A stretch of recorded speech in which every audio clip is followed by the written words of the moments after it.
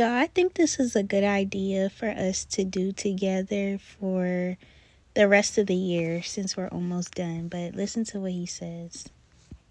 You need a FSP. Yes. FSP. What's that? That's what I created on my sabbatical. Yes. A finish strong plan. Yeah. It's good. I got 100 days left. If I don't tell my days where to go, I'm going to wonder where they went. That's right. I can reclaim my year. I mean, I can get some value out of my year. Reclaim. I can redeem the year, Right. which means I only got 100 and some days. Right. God's not going to give me any more time. But he can take the time that I got left Yes. and do so much in the time I got left and make up for the time I wasted. That's right. You can go hard this 100, Yes. and it can make up for the 200 you wasted. For the 200 you wasted. So a FSP, what's that? It's a finish strong plan. Okay. This is what's important. Now, this plan is going to look different depending on who you are. Right. If you are a person that has already set goals for the year, Right. and you've organized your goals into category, then what you're going to do is your finished strong plan is actually going to be, you know what, we should share with some people our goal setting template Right.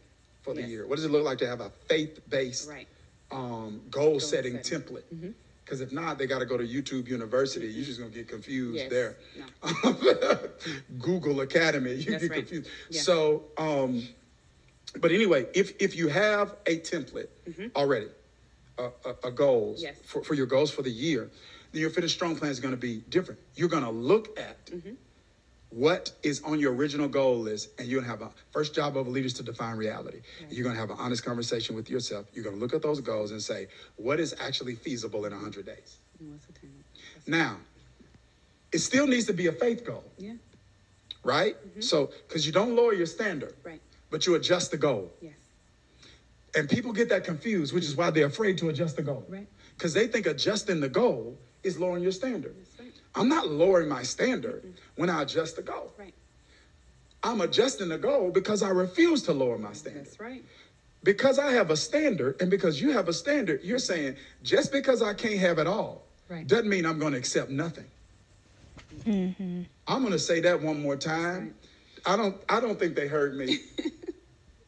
Just because I can't have it all doesn't mean I will accept nothing. Right. My standards won't let me just accept nothing. Yeah. So I may not be able to reach all the financial goals, That's right. but these last 100 days, I'm going to get something. Finish strong. I may not be able to reach all my emotional goals, but I won't take nothing Yes. because I've got Absolutely. standards. Right. Is that making sense to No, you? this is making real good sense. I love it. I'm excited to share it with people. Yes. Yeah. Yeah. So you take the categories. So here's some that we think should be priority. Now, this could be as robust. We feel like, though, the more involved your goal setting template is and the more lengthy it is, the less likely you are Right. to actually accomplish it. Yeah. This is the equivalent of writing the vision and making it plain, guys. All right. So what do you need? You need a category spiritually. That should be first? Absolutely. Yes. Because your spirituality isn't the most important thing, but it affects everything that's It does. important. It's the foundation. That's It right. affects everything that's Yeah. important. That's right. And then here's the second thing we add, and this is really, Yeah. to me, this is important, even though it's rare. Right. Emotional. We have emotional goals. Yes. Honestly, in my executive coaching, one of the second questions I ask each session, I take four people a year, and the second question I asked, I was like, any of my clients will tell you, Right. I ask, on a scale from 1 to 10, where are you emotionally? Yeah. Because we said emotional goals. Because how you are emotionally is actually how you are. That's right. So what is the dominant emotion you want to live with Right. for the next 100 days? Yeah. We're going to have a myriad of emotions.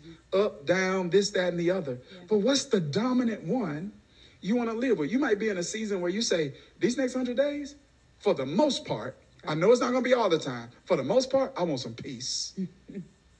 If that's you, put in the chat, that's me. Or you may be like, yo, I just been in a season where I've been in a lull.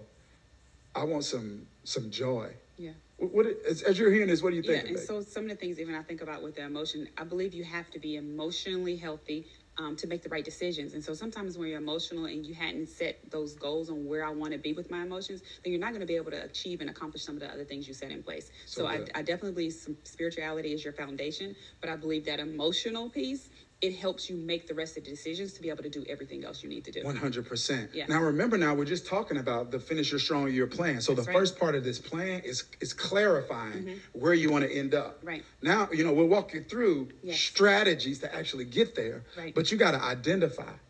You got to identify. That vision has to be made plain. Yeah. And many people are living their life and they got all sorts of goals and no emotional goal. None. How do you want to feel? What's your goal Right. for how you want to feel? Yes. And why do people minimize feelings? I don't know. I think I have no idea, but I know people allow their feelings to dictate what they do. And so if you don't have control over your feelings, then it's also going to cause you to have problems. So we 100%. should not minimize it 100%. because people operate out of their feelings. Yes, yeah, Most people. yeah. Yes. One of my business coaches says, most people do everything for one reason. They feel like I it. feel like.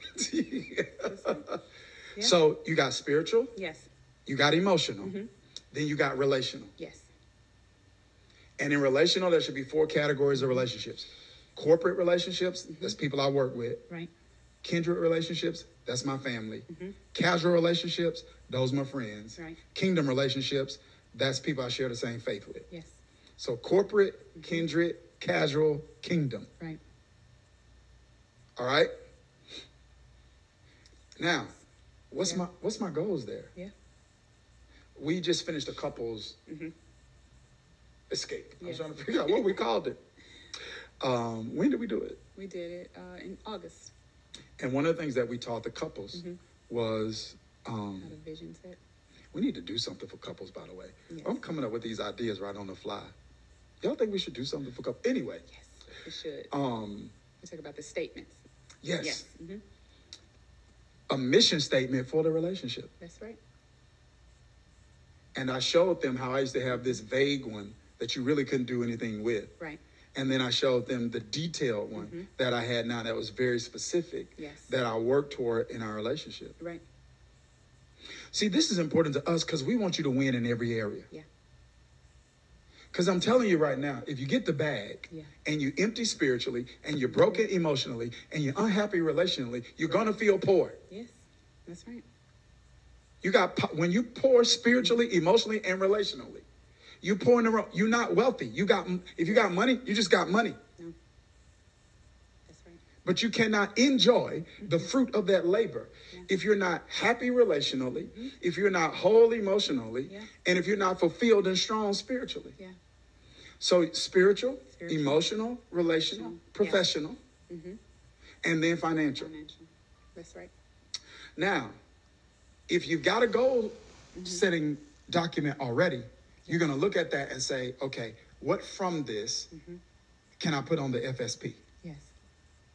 There may be something new, but you don't necessarily have to create anything new. Right. You just may have to adjust some already existing goals. Yeah. Does that make sense? Yeah. So like there are some areas where I had certain numbers. Right. And when I looked in June, I was like, okay, in July on sabbatical, I said, hey, I'm gonna have to make some adjustments here. Yeah. Now I still got faith goals, Right. but I made the adjustments and I didn't lower my standard. Yeah. If you don't have goals set for the year, then you're gonna take what we just did and you're going to create them for the next 100 days. Right. And for a special group of you, we're going to do this next Tuesday. Okay. Let's do it I got something with I3s, so we'll set a time. It'll have to be probably a little later, maybe like 8 o'clock or something, Eastern time. And let's just do one session. It won't take any more than 30, 45 minutes All right. where we can walk people through. And I want you to do it even as a wife and as a mom. Okay.